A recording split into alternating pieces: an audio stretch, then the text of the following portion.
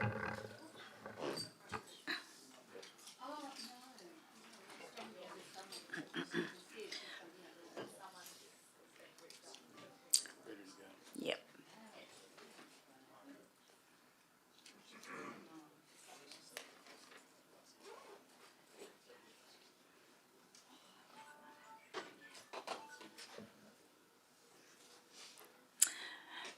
Good evening, ladies and gentlemen.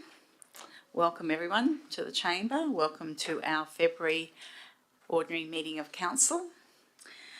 I'll declare this meeting open at 6 o'clock. The town of Bassendean acknowledges the Whadjuk people of the Noongar Nation as the traditional custodians of this land. We pay our respects to elders past and present and acknowledge their continuing culture and the contribution they make to the region. Announcements by the presiding person. I have one announcement, a media release that I'd like to read out. It's a joint statement. So the council's call on the state government to step in to combat mosquitoes. The cities of Bayswater, Swan, Belmont and the town of Bassendean are calling on the state government to take action to combat an increase in mosquitoes resulting from a breeding season that is the worst they have ever seen. Unusually high tides, increased humidity, rainfall and hotter temperatures are creating optimal conditions for mosquito breeding across local government areas along the Swan River. The impact of the increased mosquito activity on the community is significant. Bayswater Mayor Philomena Pavarotti, spokesperson for the group, said it was time for the state government to act. This is an important issue facing residents across a number of local government areas, and we believe it is time for the WA Department of Health to step up and take responsibility, especially given several sites are on state government land. We are working alongside our neighbouring local governments and have all committed extra resources to tackle this issue, but our resources are stretched and in many cases inadequate to face the issue at hand. The potential for mosquito-borne disease cannot be understated and is a significant risk to public health. What we need is a combined and coordinated approach that allocates an appropriate level of funding to tackle the issue.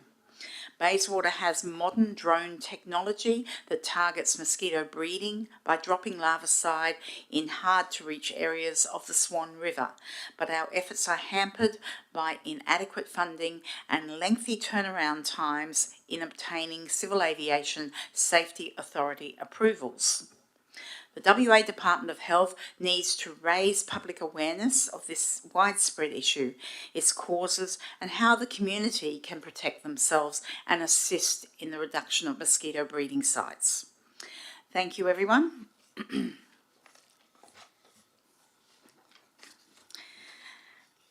Now we'll move on to item 3, attendances, apologies and applications for leave of absence. I have an apology for Councillor Wilding, who is on extended leave of absence. We have some additional staff in the room, Ms Davies, Executive Manager, Environment and Sustainability, Ms Hurst, Senior Planning Officer. We have leave of absence. Councillors, I believe Councillor John, you have an application for leave for the 25th of March OCM? Yep, that is correct. Okay. Councillors, do I have any other applications for leave of absence? Okay. Councillors, do I have any declarations of interest for any item on the agenda? No? Okay. Sorry, Madam Mayor, we need a mover and seconder for my leave of absence. Oh, that's right. Sorry, apologies. Can I have a mover, Councillor Carter, seconded Councillor Burke? All those in favour? That's carried unanimously. Apologies, councillors. I'm in such a rush to get to the deputations and the questions. Okay, so we have no deputations that have been sent through tonight. We now move on to item 6, which is statements by members of the public. So I have one statement that has been sent through. Manuel Afonso, I believe, Manuel, you're in the room. He's outside. Okay. I'll come back to Emmanuel in a minute. Do I have any other members in? Yeah. Do I have any other members in ratepayers or residents in the chamber who would like to make a statement? So if you'd like to come to the microphone, councillors, could someone turn on the microphone, please? And I'd ask you to state your name and address, and statements are for 2 minutes in length. Thank you. I'm Jamie Diemden of 1 Colgula Brace, Bassendean. I come representing the Bassendean Galaxy Basketball Club. I am a coach for Bassendean Galaxy. I have 2 sons playing for the Bassendean Galaxy Club. The Galaxy Club is a vital community organisation with over 30 teams, run entirely by volunteers, supporting over 240 Bassendean community children in sport 2 times a week, all year round. The club was instrumental in the design and consultation of the Jubilee Reserve redevelopment, and as a result, the 2021 redevelopment master plan originally included a 2-court indoor basketball facility.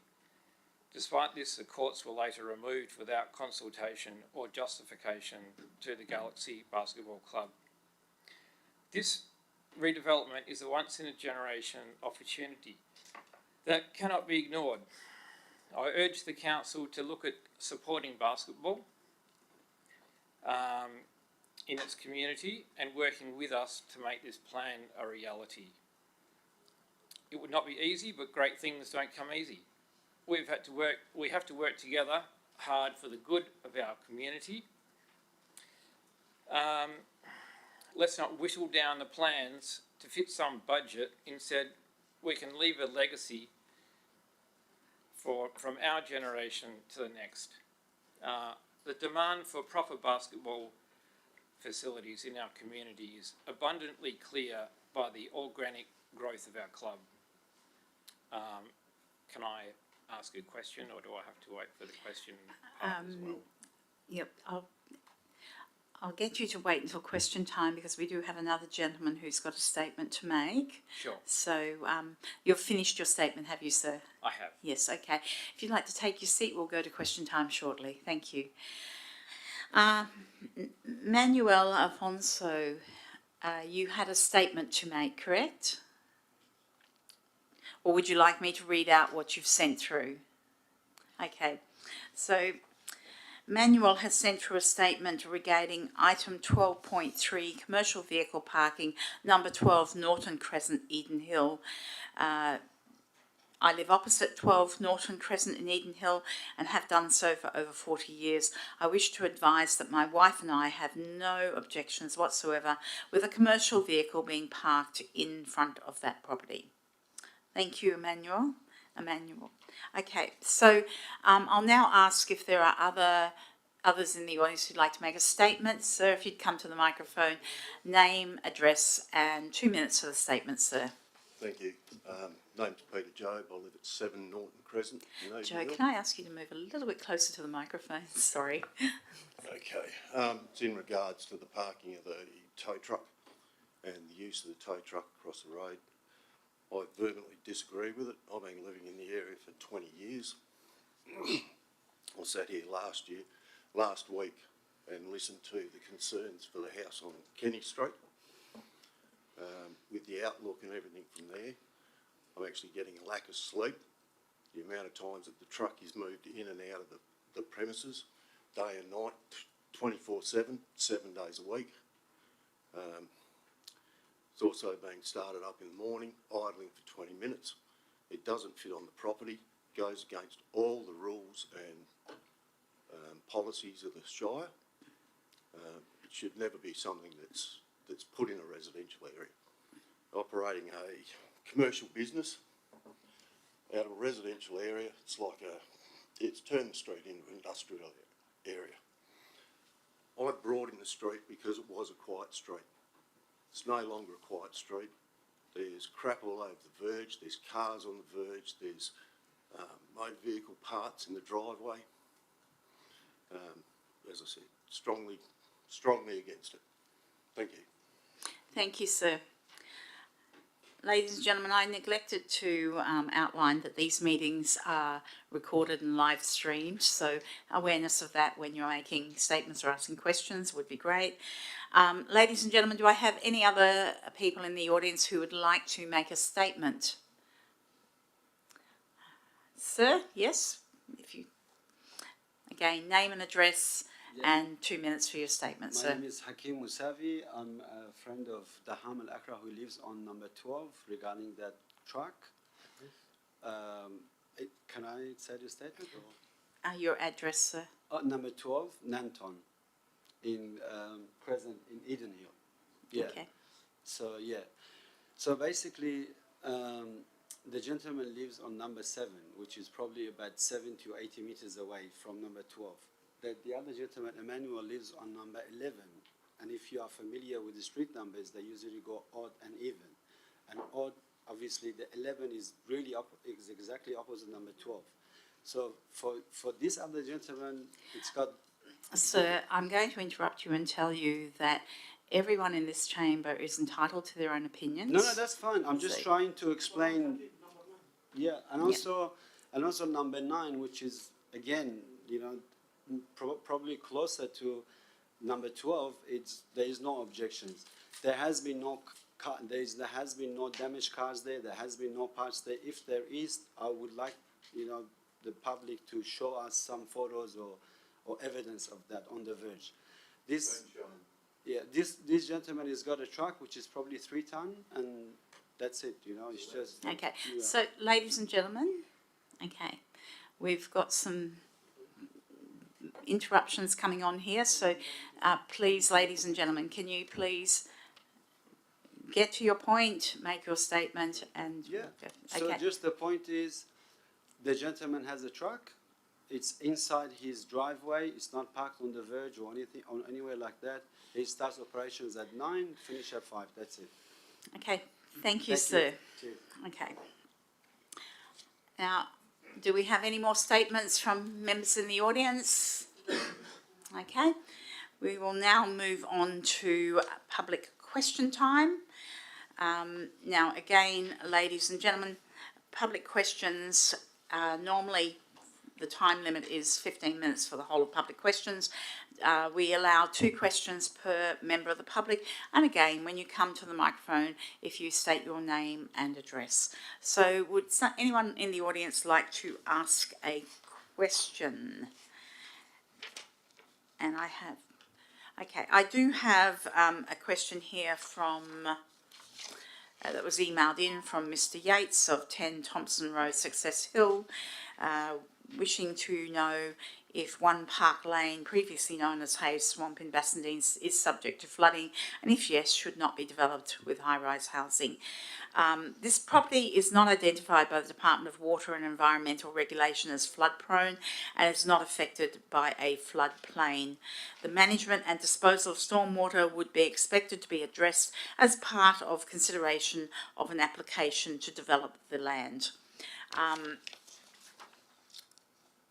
And there is one other question here from... I'm sorry if I get this wrong. Alakaria.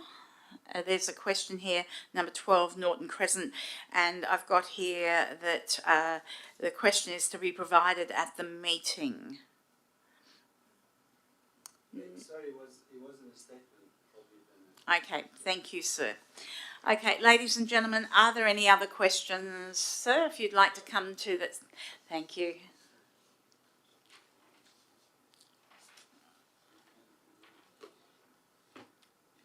Hi. Hi.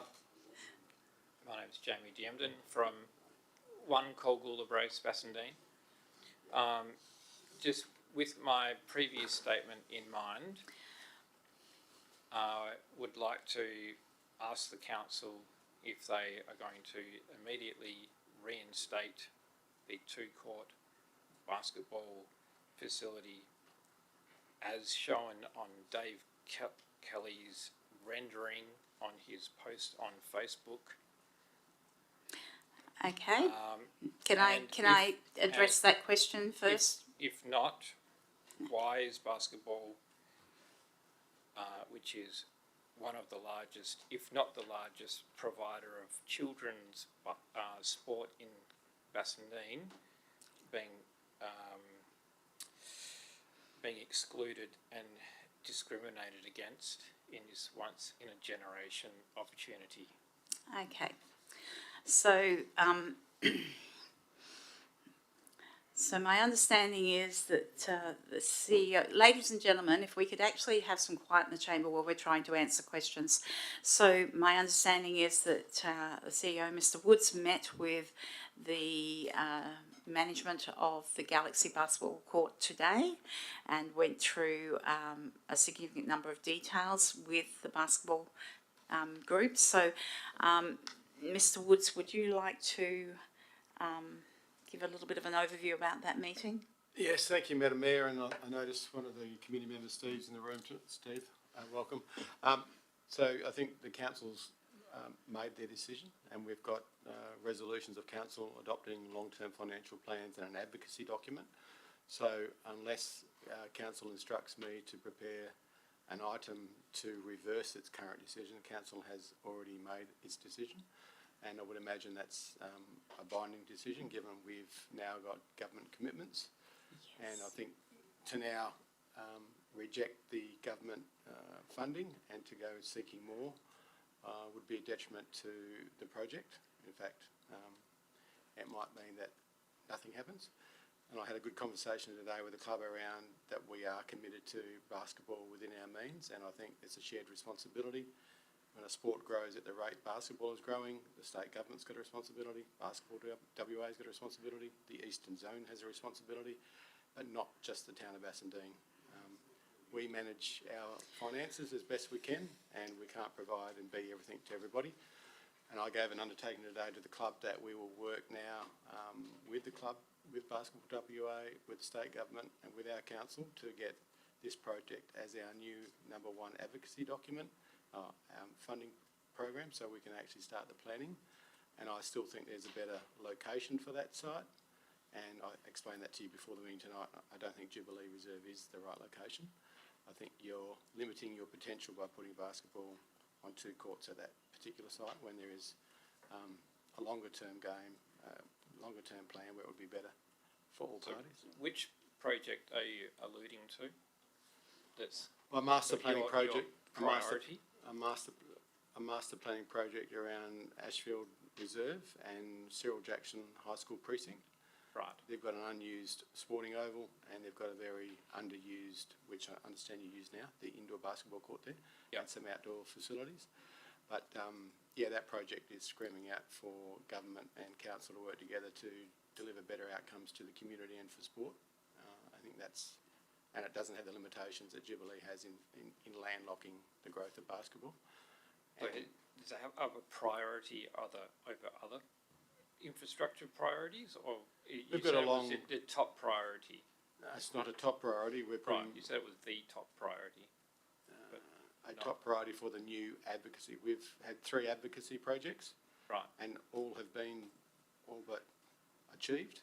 So now it's time for council every year to reconsider its advocacy projects and put forward new projects. Okay. And I gave an undertaking to the club that I'll be putting forward this project to be a new advocacy project, which will mean we start putting money in the budget for planning, and we start having conversations with the stakeholders that we need to. And we've said that from day one, Galaxy would be part of that relationship building with stakeholders, because you have contacts directly with East Perth Eagles and Basketball WA. I guess that kind of, and that's really great to hear. I think as a club we feel a little slighted in that we were, instrumental in the Jubilee redevelopment project and actually getting that plan off the ground, meeting with the designers at length and discussing the whole project, and then to be told, at the last minute or whenever, that decision was made, and then there's an announcement made. I went down there, to help Renee with the, advocacy and the media, and walk through the facilities down there, and I was like, this is great. And then the next day I found out that we're not included anymore. Okay. So, to have gone through all of that process, and then Dave Kelly putting up the render of the promised, new facility, which clearly shows an indoor basketball court on the render.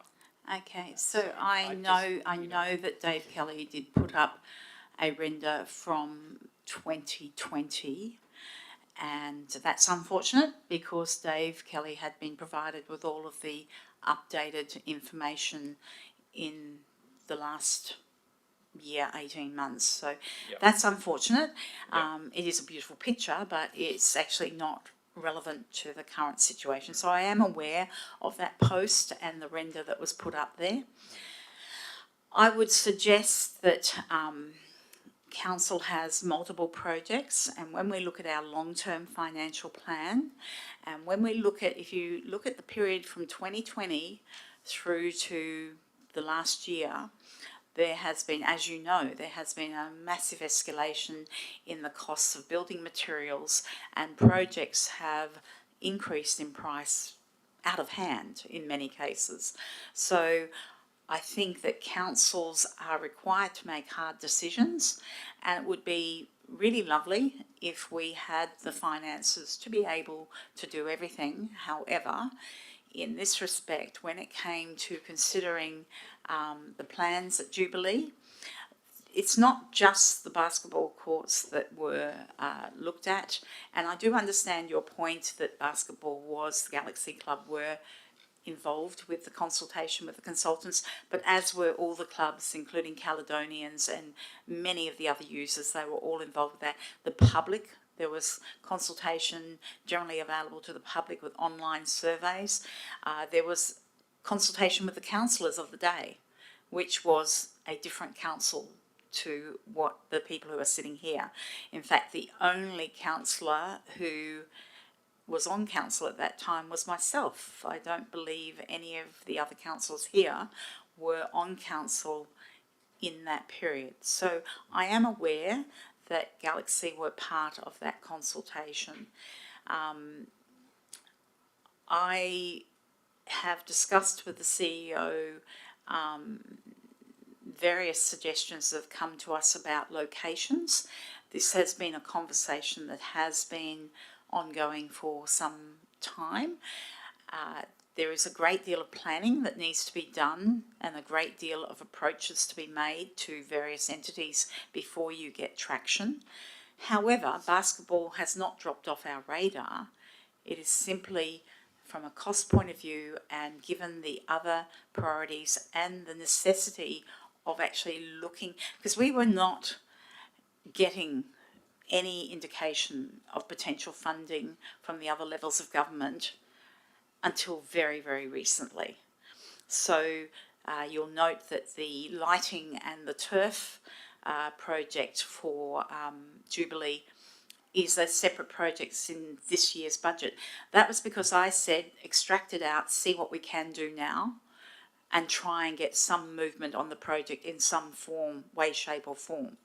So this has been the approach of the council over the last couple of years. We need to be able to do this project. How are we going to do it if we're not getting funding from the other levels of government? And that has been the approach that we've taken. So I'm sorry that it's a disappointment to Galaxy. But for instance, back in 2020, there was a proposal to defer doing Caledonians, which would have bumped them down for several years, and they've been operating out of Jubilee for 100 years. So there's lots of elements that were weighed up along the way. Mr. CEO, did you want to add anything to it? No, thanks, Madam Mayor, but I did provide a detailed response today to the club, which I'm sure they'll share with you. Yeah, thanks, So, Chairman. And councillors, you were also provided that information in emails today as well, so that everyone's got the same information. Okay. Okay, well, we look forward to working with you in future. Thanks, Jeremy. Thank you. Thank you. Ladies and gentlemen, are there any other questions? Ma'am, if you'd like to come up to the microphone and name and address, sweetheart. It's Rose Quelch at 49 Hague Street, Ashfield. All I want to know is what time are the lights on Ashfield Oval supposed to go off? I will have to refer that question to. I might take that on notice, Madam Mayor, but Because they're not going off until late. yeah, can you give me an actual time? Any time between about 10:30 to 11 o'clock of the night, and the cars are ridiculous. The parking on Saturday, I know you were there, Madam Mayor. When you left, the cars were parked in their driveway, and my husband went out and asked, could he move? They moved their car a little bit, and well, it was nearly a punch-up. I was actually not at Ashfield on Saturday, sorry. Sorry, I thought it was you. It must have been somebody else's. So, I apologise. But the traffic was a one-way. You could come in Ashfield, at Egg Street. You couldn't come out of Ashfield because they were double parked, both on our drives, on the verges, on both sides, and in the road. It was ridiculous. so if we could take this on notice, and I'll have one of the staff contact you to discuss this. I actually understand that this has been a problem. You have actually discussed this with me in the past, and I know that different groups are better at dealing with parking, and for instance when they had the very large 4,000 children there, it was a very good event and very well managed. It was a good event. It was nice, but there was the players, when they're getting changed, they haven't got any respect for themselves. We were watching, looking out the window or on our verges. They were undressing at the back of their car. Some had underpants on and some didn't. Okay. So we had a bottom show and all. So what I'm going to do is get one of the staff to actually contact you and have a chat about this. Okay. And could you ask someone to pick up the rubbish? They've done all the grass. They've thatched it all over. They've done it, but they've left it in the middle of the oval for the last 2.5 weeks. Okay. That's Okay. all. Thank you about that. Thank you. You know that you can always pick up the phone and talk to me if you want to. Okay. Okay then. Okay, darling. You got my telephone number, haven't you? No, but if one of the staff take your details, okay. Okay, ladies and gentlemen, are there further questions? Sir, if you'd like to come to the microphone, I think you're familiar with the process. Aaron McKay, 33 North Road, Bassendean. I don't know when, but the ranger hours we cut back from a 7-day a week, 7 a.m. to 7 p.m. period. And since then I've noticed, because we live near Point Reserve in Bassendean, a larger amount of campers that camp there at night time. I've had some great discussions with the council about this, and they've worked with me to try and resolve this sort of thing as best they can, but they're hamstrung by the fact that they need to be there to actually witness them camping. And I've spoken with the town of Bayswater, and they don't have the powers that the town of Bassendean have given them to come into the town of Bassendean and fine these people for camping illegally. So I'm asking a question: is there any councillors that would look for putting a motion forward to either reinstating the 7 a.m. to 7 p.m. 7 days a week policy, or maybe an alternative periodically a ranger works through the night shift to move these people on by giving them fines, because it is becoming very antisocial at nights in these locations. There is often they play music because they don't feel that there's any sort of restrictions on them. And recently, two of them got in a very verbal argument, which forced one of them to leave through fear of his own safety. So I kind of feel that if the town of Bassendean doesn't do something at some point, they're going to leave themselves in a very awkward situation. Okay, so just a couple of points there. Rangers, irrespective of what council they come from, are limited in They don't have the same powers as police. Now, for instance, if there's an aggravated situation between parties, that's a situation that requires the attendance of the police. And I would strongly urge you, if you see any behaviour like that, to call the police. I did ring the police about that one. Okay. So the other thing too is rangers.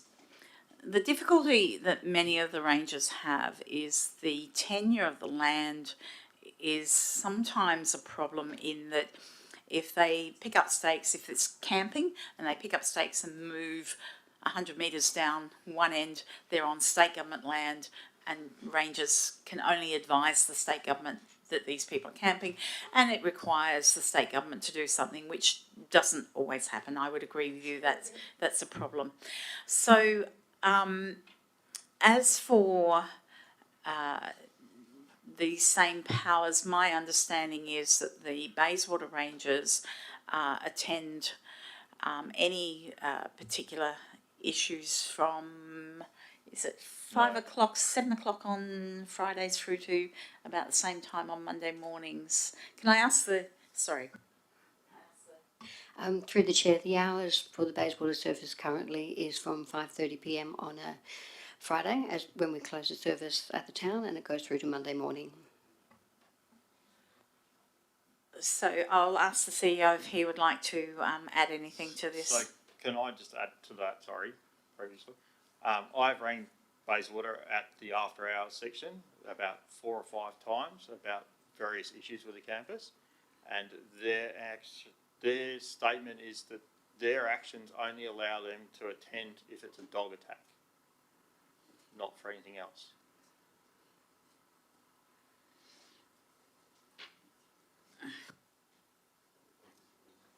Through you, Madam Mayor, my understanding is that they have been given, they're authorised officers for the town, even when they're City of Bayswater Rangers. That's, yeah, not what I've been told by 3 different rangers at Town of Bayswater. So can I actually ask that I get one of the administration to engage with you on this, because clearly there needs to be some discussion about what your experience is when you're calling the after hours number, and to understand where we're at with that, okay?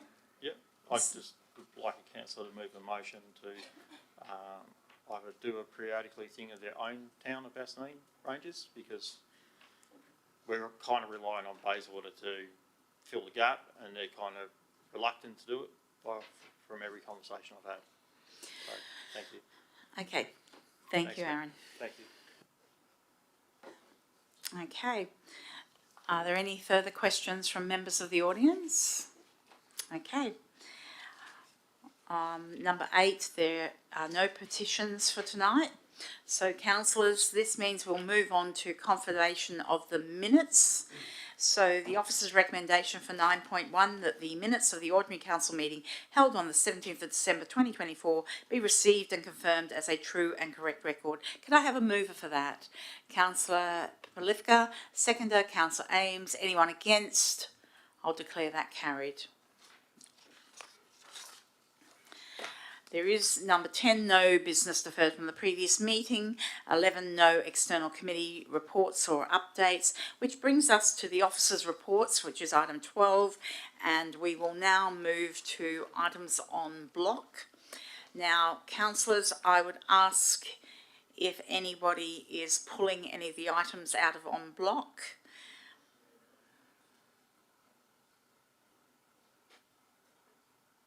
Councillor Ames, sorry. That's right, Madam Mayor. Can we remove 12.4? Thank you. 12.4 is out of on block.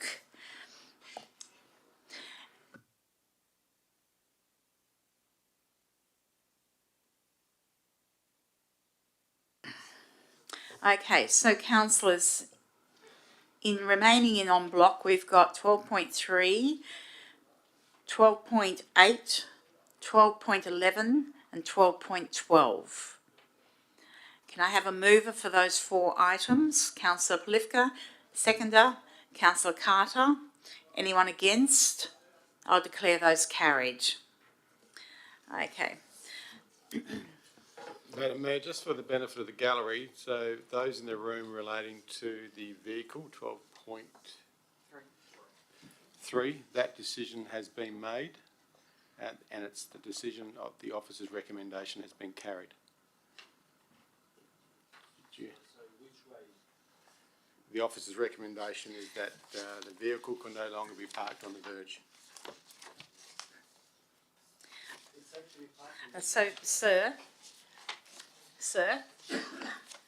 I will read out the officer's recommendation for you, and it is now a resolution of council. Okay, so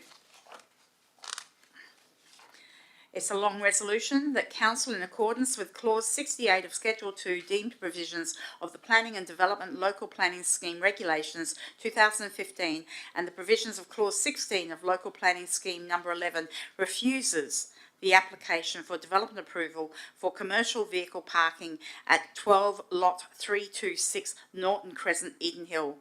There are a list of reasons underneath that, but what's happened now is this item has gone through en bloc.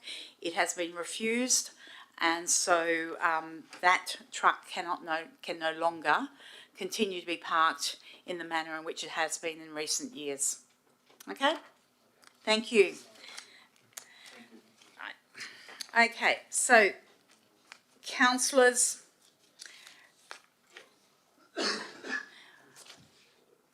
we will now move to item 12.2, which is the Walga Sustainable Energy Project. Now, because this item has confidential attachments, I am required to actually ask the councillors if we can go behind closed doors. So, ladies and gentlemen, I'm going to have to ask the audience if you would vacate the room. This shouldn't be a long item if you want to stay for the remaining items. So, councillors, can I have a mover to go? Councillor Ames, a seconder. Councillor Plifka, anyone against? I'll declare that carried. So we'll be behind closed doors in a moment.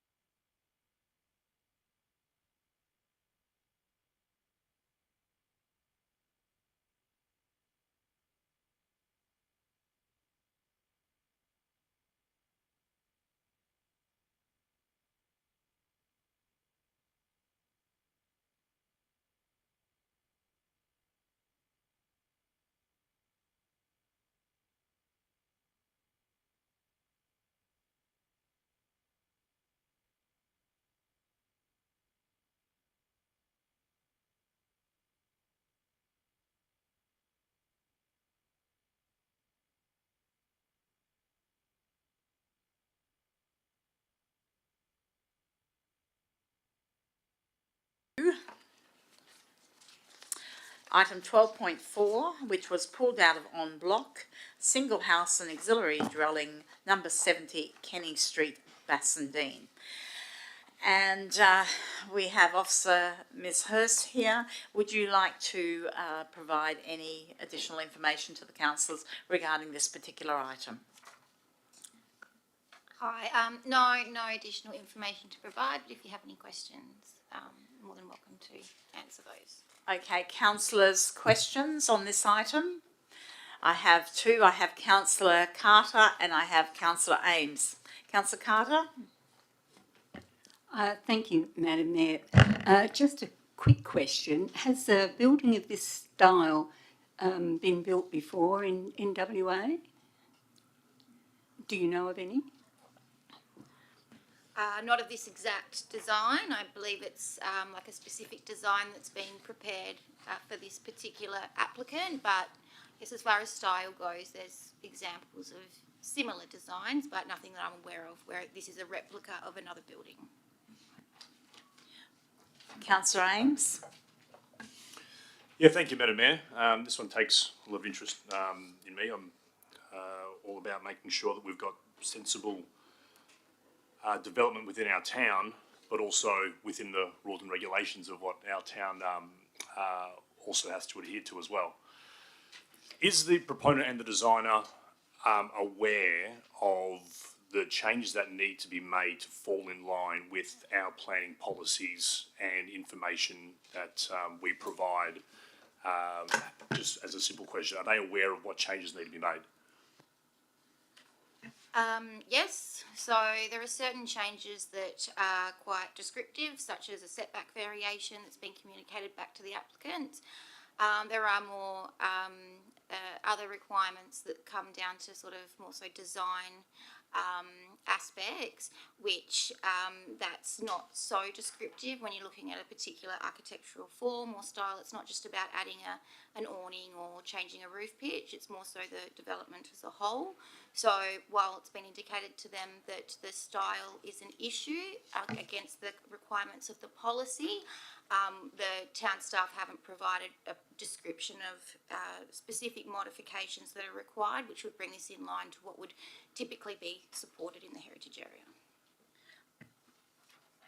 And I think through my communications with the planning team over the last sort of few days, there was an opportunity where the town planning team may be able to provide those descriptive changes to the developer, and we as a council may have the option to defer this application for those adjustments to be made, to then bring that back to the council table for maybe a little bit of an easier application approval. Is that something that you and the planning team can consider from council?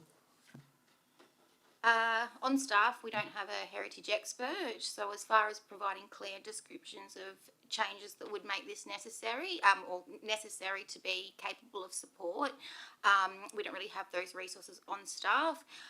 Moving towards, I guess, on the, in that spirit, we could potentially look to have the design reviewed by a specialist heritage architect and some commentary provided back through that process, which we could then provide back to the applicant with some guidance.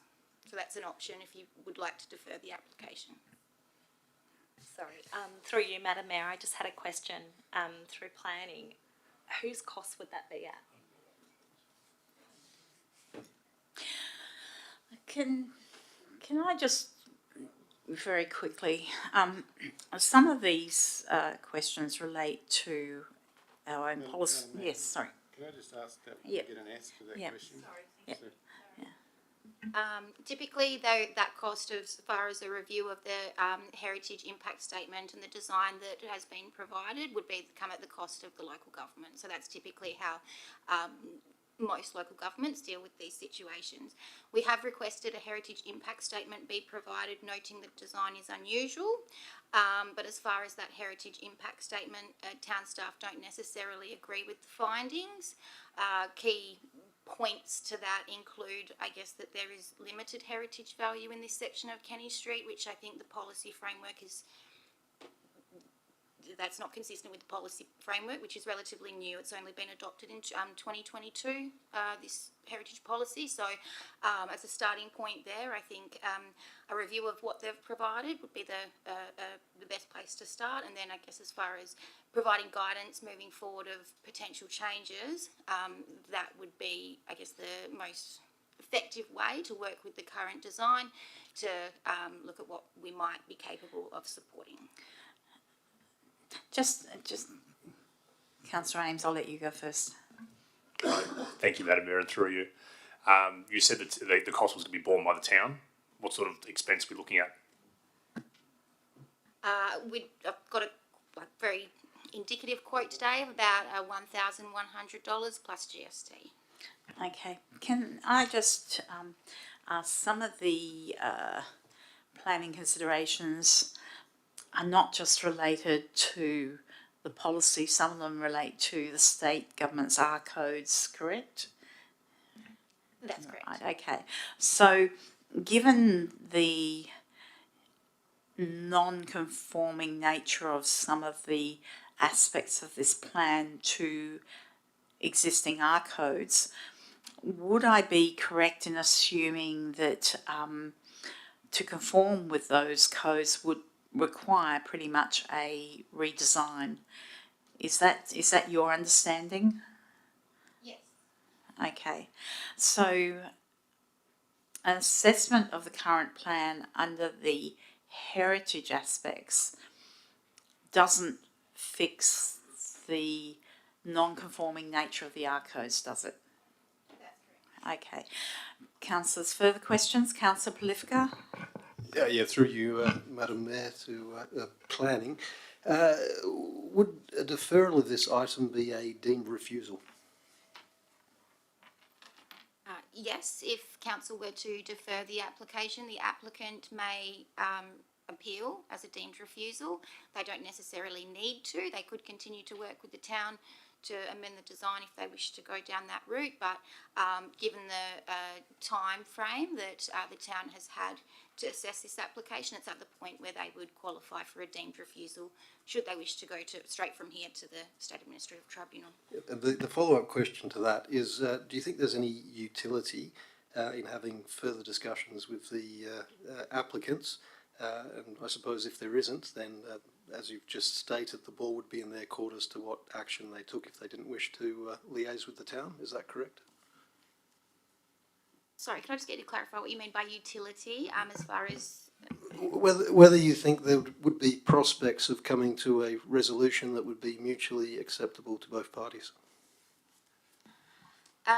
My dealings with the applicant have been that, or have indicated to me that the modern nature of the design is really what's desired by the landowner, and that's what's driven this process.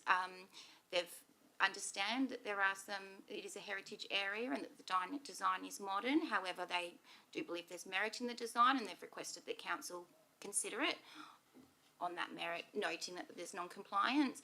There have been some changes made since we've the initial meeting with the architect, but in the town's view, those changes haven't been extensive enough to move towards the design towards the form that's expected as far as the traditional, reflecting the traditional forms within the Kenny Street heritage area. So just one final question. If it were a deemed refusal that was acted upon by the applicants, would the reasons for the refusal be those contained in the officer's report, or would it simply be a blanket refusal without reasons? I've never actually been in this situation before where, an application's been presented to council and then moved on to a deemed refusal. I'll need to take that on notice, but I would understand that the reasons outlined in the officer recommendation would be the starting point for any mediation or any further decision-making process that would occur through the State Administrative Tribunal. Great, thank you. Further questions, councillors? Yes, Councillor Ames. Thank you, Madam Mayor, through you. Looking at the officer's recommendation 12.4.2, the proposed development does not comply with the following elements of the residential design codes 5.13, 5.31, 5.35, 5.5.1. if the proponent or the designer were looking to amend the design based on those, obviously we've discussed it might be quite a considerable redesign. That's not our drama. That's obviously the drama for the proponent. The other points there, unsympathetic character, incompatible with bulk and scale, so on and so forth. But we're looking at some residential design codes. If we were to place conditions to ensure that those 4 points were adhered to, would that be more of a soft rounding off of the officer's recommendation to be deemed approved for such an application? Sorry, I'm not sure if I'm understanding the question correctly, but I guess just overview of the reasons for refusal.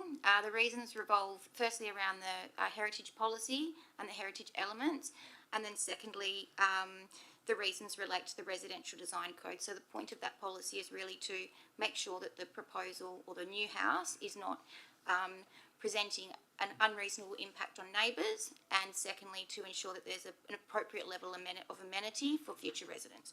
So the reasons are separated into those two elements. As far as the residential design codes and the changes that might need to be required to not even necessarily bring it into compliance with the residential design codes, but to meet the design principles, those changes would still be considered quite substantial. As outlined in the report, there's 4 key points which in the view of the staff is not really being addressed by the current design. So conditions of approval to require compliance of those elements would likely lead to a substantial change to the overall design, and probably, well, I would say certainly beyond what conditions of planning approval should really be used for. Councillor Polifka. Thank you for that. So in terms of those discussions with those 4 points, would there be sufficient time for that to occur if this item were to be deferred and brought back to the next council meeting? No, you can answer that. Yes, I mean it would be the applicant's choice whether or not they would wish to appeal at this point. Given a deferral, it would really be up to them. They could continue to work through with the town staff to amend the proposal and have it presented back to council once those changes have been made. If that was the outcome of tonight's meeting. So essentially, by deferring this, we would be empowering the applicant to either choose to continue to discuss this matter with the town or to appeal. On that basis, Madam Mayor. I want to ask a question on that. Okay, so in respect to that, you've indicated previously in the conversation that you've not been in this position before. We have an officer's recommendation in front of us that lists a number of issues. I am interested to know if it's deferred, and I know this has been asked by another councillor, would these particular issues that you've outlined in your report be the basis upon which that would perhaps go to SAT? Or my other question to you is, if this is refused by council now, then the basis of your report will be the basis on which the matter is heard at a higher authority. Would that be the case? So walk me through the process. If council refuses this item now, just walk me through the process that's available to the applicant. So if council were to refuse this application now, they can either resolve to adopt the officer recommendation with all of the reasons, including heritage and ARCode concerns, or they could modify those reasons to just heritage or just ARCode, if they're happy with the general, one aspect of that. Once the decision's been made, the applicant would have a right of appeal to the decision if they were unhappy with the decision. So within 28 days, they can lodge an appeal with the State Administrative Tribunal, and then they can have council's decision reviewed as part of that process. Generally, a deferral would, you'd need to include reasons for a deferral to allow the applicant the opportunity to respond or modify the proposal to address whatever the reasons for deferral might be. Okay, further question. If this is refused now, does it still leave it open to the applicant to withdraw the DA and to negotiate with the administration going forward rather than appealing to a higher authority?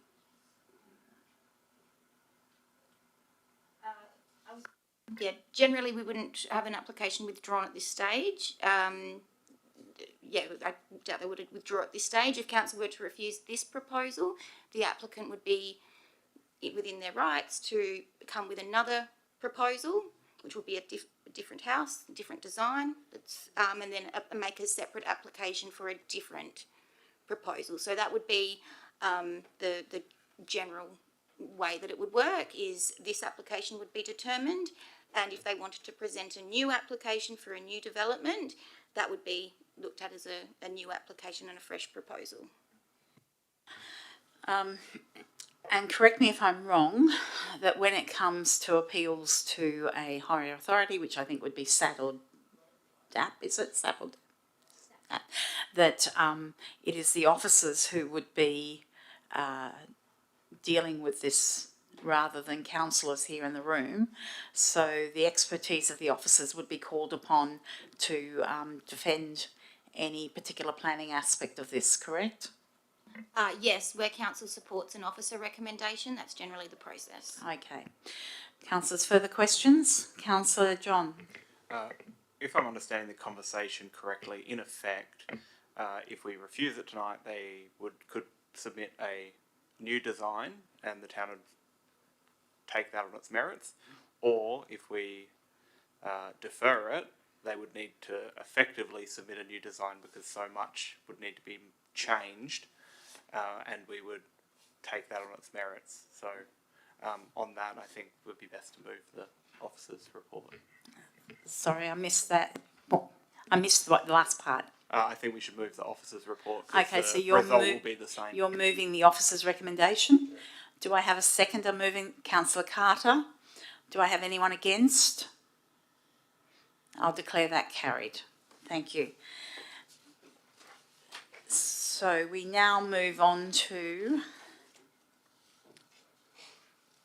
item 12.5, policy review, library collection development policy. And Ms. Brenner, did you want to speak to this one? Only briefly, Madam Mayor, and simply to note that we've made the changes from the feedback received at the briefing to amend the policy to exclude the local history collection, and then we've noted in the body of the substantive report. Councillors, please. Noted in the body of the substantive report that we will develop a separate policy for the local history collection. Okay. Councillors, questions on this item? Thank you, Ms. Hurst. Councillors, questions on this? Councillor Plifka. So in terms of the heritage material that the town retains, what would we be looking at to do to preserve that going forward? I mean, does that need a special facility? I mean, do we need to control temperature, humidity, things like that? Through you, Madam Mayor, we have a local history collection area already that has those environmental controls, so that's already in place. Thank you. Further questions, councillors? I must apologise, there's something with the mics where they cut out quite regularly if there's too many of us on the mic, but it seems to be getting to a smaller and smaller list. So councillors, further questions on this item? Okay. So, councillors, do I have a mover for Councillor Carter? Seconded, Councillor Plifka. Do I have anyone against? I'll declare that carried. Okay, councillors, we'll now move on to 12.6, policy review, path policy. And Mr. Hasmus, did you want to speak to this one? Oh, just if I may, thanks, Madam Mayor. Just a quick one based on some of the feedback and conversation at last week's briefing, there's been two minor, I guess, changes to the policy that's recommended. One is picking up a point from Councillor Ames about the path design criteria. I had written in there that the council would consider path surface. We've now made that the town, which I think is probably a good move. And the second change on the last page under evaluation process or path renewals is that we've added a dot point, which says that an assessment of whether a path is still required in the location prior to committing funds to renew or upgrade. So we don't automatically just renew or upgrade the path. We'll actually look at it and say, well, is a path even needed there anymore? And I think that was sort of part of a conversation last week too. Yep. Thank you. So, councillors, I have a quick question on this one.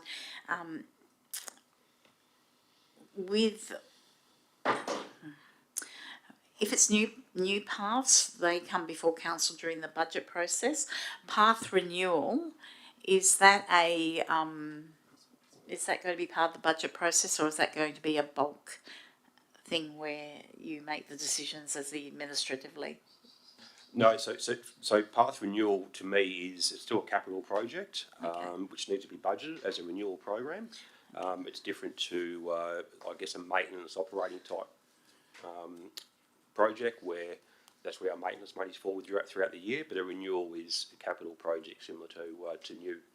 So it'll be certainly going to council at budget time. Okay, councillors, further questions? Councillor Polifka.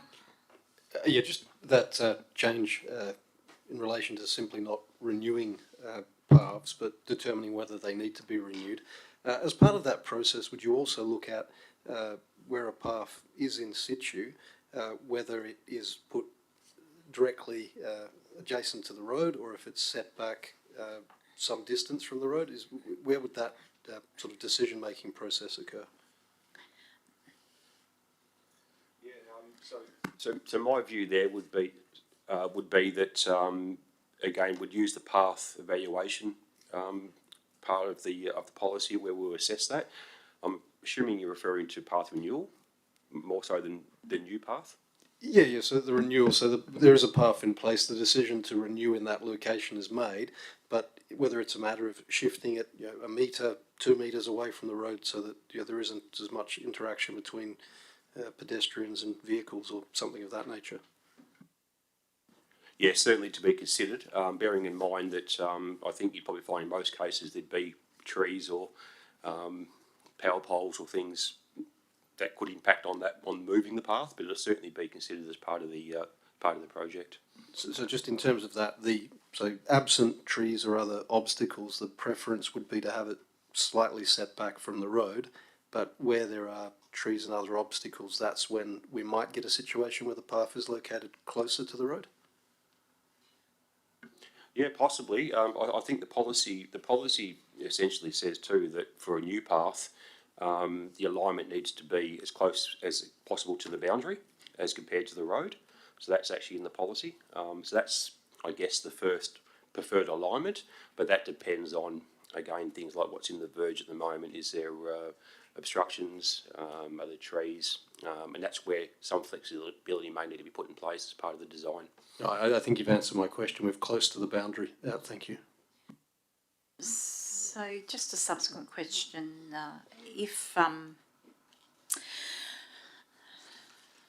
First of all, how long is this policy going to exist before it comes back for review? Is it 2 years normally? I'm not sure there's a set timeline, to be honest, Madam Mayor, but I would have thought 2 years is appropriate, yes. Okay. So can we actually make the review period on this in 2 years' time instead of, say, 4 years or longer? Because the old policy was very old in the tooth. Certainly happy to commit to that. And the other question is, in respect to that last question from Councillor Plivka, I do like the idea that the administration will assess the path and determine whether it should be replaced like for like or in a different location. I quite like that. But could there also be some acknowledgement by the administration that going forward with new products and new ways of doing things, that there might be better ways going forward of doing paths than what has been done in the last decade or so. Would you agree with that? I certainly do, and that's, I guess, why the policy's been reviewed, and there's criteria in there that talks about, I was case by case, but looking at whether there's alternative surfacing, surfacing that might promote permeability, things like that. So that's the changes in the policy give us that flexibility to be able to assess that as part of a new project. Okay. I'm particularly thinking of a council where I drove through a few weeks ago where they have moved away from straight paths and are actually doing some rather interesting work. So thank you for that. I do think that the policy is an improvement on what we have seen in the past, so I do thank the staff for that. Councillors, are there further questions? Okay. Do we have a mover for the officer's recommendation? Sorry. Sorry, It's two-part, yeah. yes. My quick question was, before you do move any of the recommendations, did you want to include, I'm not sure if this has just been noted, just in regards to the review date being 2027 instead of... I think it's blank. There's nothing in the review. Yeah, it's blank, isn't it? So if you want to have that review included in there for 2027, that might be an extra notation to amend. Review date to be 2027. Everyone happy with that?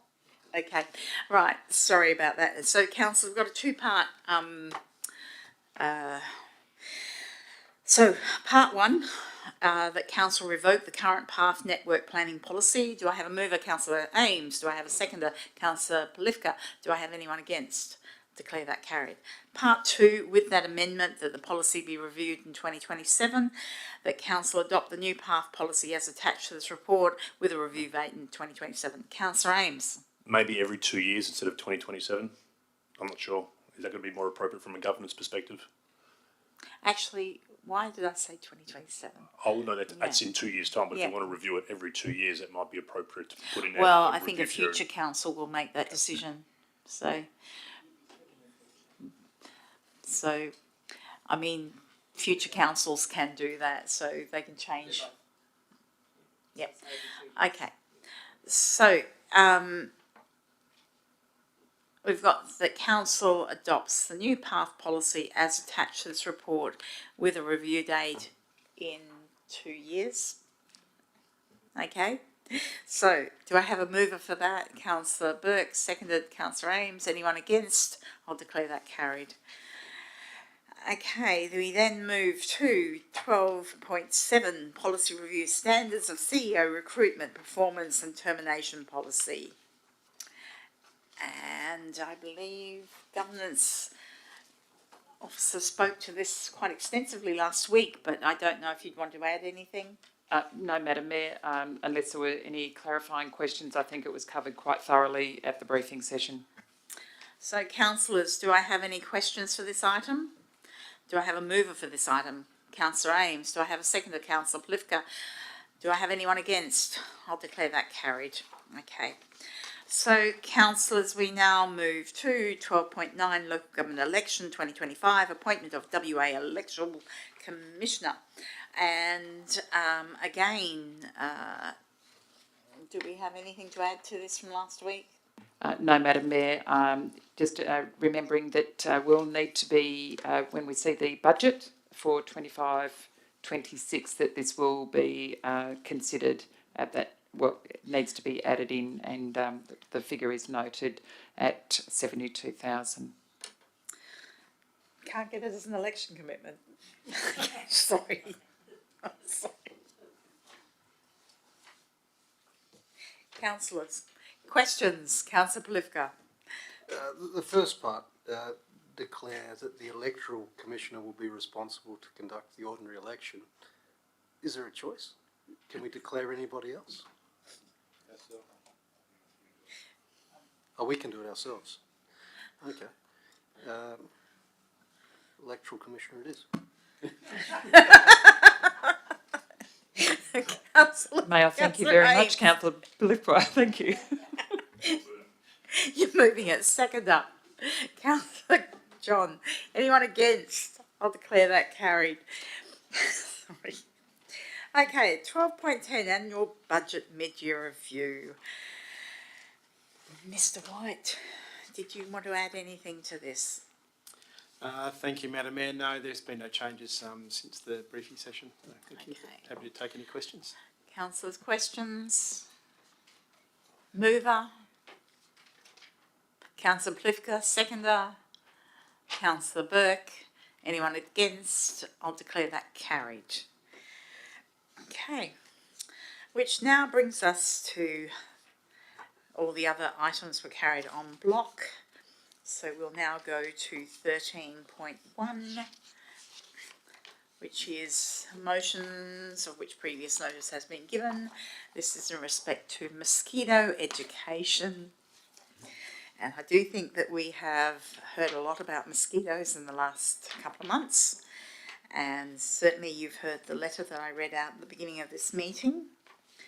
So councillors, you have the motion that I've put forward in front of you. It is pleasing to know that the administration have had some discussions regarding some of these points already. So are there any questions? First of all, Mr. CEO, did you want to add anything? I note your response at the back is the notice of motion will have minor budget impacts and can be accommodated in the 25-26 budget development should the notice of motion be endorsed. Any additional comments to that? No, Madam Mayor, just that it'll probably be about a $10,000 request for the contracting of an external consultant to run the community education programs that we've used in the past. Okay. Okay, councillors, questions on this item? Okay, I would like to move the item. Do I have a seconder? Councillor Carter. Do I have anyone against? I'll declare that carried. Okay.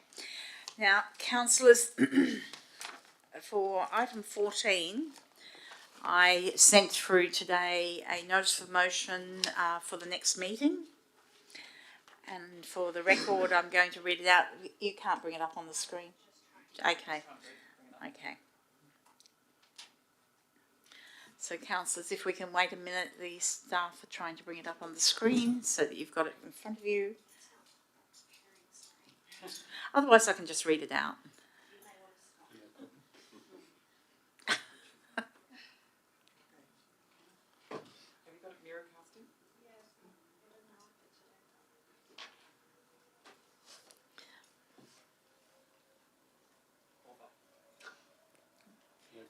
Would you like me to just read it out? No, just read it out. Okay. So the motion is for the next council meeting on the 25th of March, that Council 1 affirms its advocacy for the activation and or redevelopment of long-term unoccupied buildings, particularly within the town centre precinct.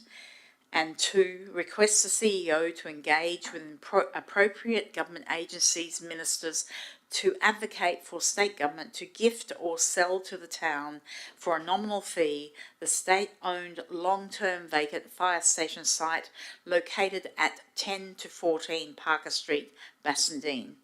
And 3, requests the CEO to provide updates to councillors via the bulletin, re the progress of discussions with state government agencies as outlined in point 2. There are various reasons for this, in that long-term unoccupied buildings are not tenable in the current times of extreme rental shortages, homelessness and challenging home affordability. Likewise, historic sites require ongoing care and maintenance that generally only comes with continued active use of these buildings. My understanding is this building has been vacant since 2013. It is now moving into a state of disrepair. And there has been some, can I talk to this, Mr. CEO, because there has been some interest from art groups to have a home. Certainly my understanding, reading the heritage report, my understanding is that the building has water damage, it has cracks in the walls, it has mouldy carpet. And if this continues for many more years, the building will probably deteriorate. It is a heritage-listed building from the interwar years, striped classical detailing with rendered entry bay. it could definitely use restoration, and certainly no plans for the site could be made until we have an approach to the government about what they might do with the site. In other words, would they sell it to the town for a nominal amount? There would need to be soil contamination tests undertaken for the soil around the site. There were, when I first came on council, there were suggestions that the land behind the existing heritage building could be developed into high-rise housing. None of these things can progress whilst the site sits there long-term, unoccupied, with nothing happening.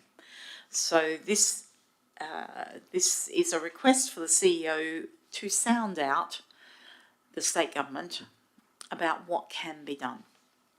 And there would be no progress without council approving further steps as we go along. So that's it. Thank you, councillors. That's on the board now for the next meeting. Item 15, there's no urgent business. Item 16, there's no confidential business. So I will now close the meeting at 7:36 p.m. Thank you, one and all. If we could wait for the 7:16. Oh, okay, sorry. I can't see the second hand. Apologies. So 7:16 p.m. we close the meeting, and if we could wait for the recording to be turned off, thank you very much.